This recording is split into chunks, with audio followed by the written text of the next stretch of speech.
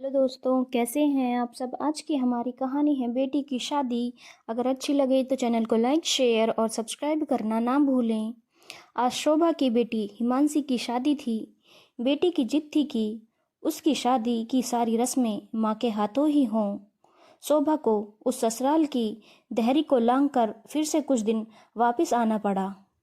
यही तो वो दहलीज थी जिसको आज से लगभग 15 साल पहले वो छोड़ चुकी थी। हिमांशी उस समय 10-12 साल की रही होगी। आज बेटी की जिद और उसके प्रति कर्तव्य ने एक बार फिर उसको उस आंगन में खड़ा कर दिया जहां वो जब से दुल्हन का लाल जोड़ा पहनकर आई थी। वो जब तक यहाँ रही तब तक अपने अस्तित्व की कितनी ही लड़ाइयाँ लड़ती रही। अपनी इसी फर्ज को पूरा करने के लिए वो शादी के 2 दिन पहले ही आ गई थी। बेटी की मेहंदी हल्दी की जैसी रस्मों में वो बराबर बेटी के साथ बनी रही। आज कन्यादान के बाद जब बेटी विदा हो गई तब वो मेहमानों के कमरे में से एक कमरा जो उसके लिए आरक्षित किया गया था वहां जाकर बिस्तर पर निढाल सी होकर लेट गई। अभी उसको 2 दिन और वहां रुकना था क्योंकि बेटी को कल पग फेरे की रस्म के लिए भी आना था। इस रस्म के बाद जो इस घर के साथ उसका अकेला बंधन बचा था उसकी भी इतिश्री हो जाएगी। यही सब सोचते सोचते पता नहीं कब वो अतीत के उन पलों में चली गई जहां से उसकी जिंदगी की दिशा ही बदल गई थी। आज से लगभग 25 साल पहले वो बहुत ही बातूनी अल्हड़ और नदी की धारा सी चंचल युवती थी। उसकी बातों और शरारतों से घर गुलजार रहता था। जहां पापा की वो लाडली थी वहीं दीदी को लड़की जात होकर उसका बेबाकपन बिल्कुल ना भाता था। दादी की जिद की वजह से ही कॉलेज के आखिरी साल में उसके लिए लड़के देखे जाने लगे। सभी रिश्तों में उसके पिताजी को हितेश का रिश्ता मन को भा गया। हितेश बहुत ही मितभाषी, आयकर विभाग का बड़ा अधिकारी और अपने घर का एक लौता चिराग था। घर में हितेश की बूढ़ी माताजी के अलावा एक तलाकशुदा बहन भी थी। शोभा जी के पिताजी को लगा ये रिश्ता ही उनकी बेटी के लिए सबसे उपयुक्त रहेगा। उनकी बेटी इतने बड़े अधिकारी की पत्नी बनकर पूरे ठाठ से रहेगी। पर कहते हैं ना कि हर चमकने वाली वस्तु सोना नहीं होती। ऐसा ही कुछ शोभा की ससुराल का हाल था। पति की असमय मौत, उस पर जवान बेटी के तलाक ने हितेश की माताजी की जीवा को बहुत ही कर्कश बना दिया था। शादी के 2 दिन बाद ही शोभा का किसी बात पर हंसना बोलना उन्हें अखरने लगा था। वो नवविवाहिता थी, उसके भी कुछ सपने थे, पर जब भी वो अपनी इच्छा अनुसार पहनना ओढ़ना करती तो तब ही सास के ताने उसको दिल को चीर देते। वो उस घर में बिल्कुल अकेला महसूस करती थी।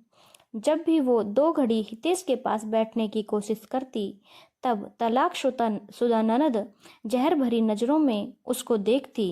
कुल मिलाकर ससुराल का माहौल उसको बहुत घुटन भरा महसूस होता। दिन में तो हितेश का साथ 2 बोल भी नहीं पाती थी, पर रात को जब भी वो सास और ननद की कोई बात उससे करना चाहती तब वो अपने बेटे होने के फर्ज की बात कहकर सब बातों से पल्ला झाड़ लेता। हितेश का शोभा के साथ तन का रिश्ता तो बना, पर दूसरे घर से आई लड़की के मन का मर्म समझने में वो असफल रहा।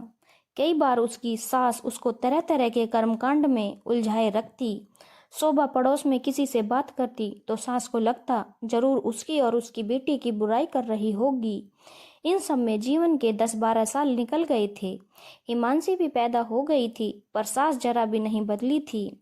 एक बार तो हद ही हो गई। वो तेज ज्वर से तप रही थी। सर्दी और चक्कर से उसकी हालत खराब थी। ऐसे में उसकी सास ने उसको 3 बजे नहाकर पूजा करने का फरमान सुनाया था। आज शोभा की हिम्मत जवाब दे गई थी। वो ससुराल की इस जंग के अकेले लड़ते लड़ते थक गई। अब तक उसने अग्नि के समक्ष लिए फेरों की खातिर इस रिश्ते को निभाने की बहुत कोशिश की थी, पर आज उसने अपनी जिंदगी का निर्णय लेना था। वो घुट-घुट कर जीना नहीं चाहती थी।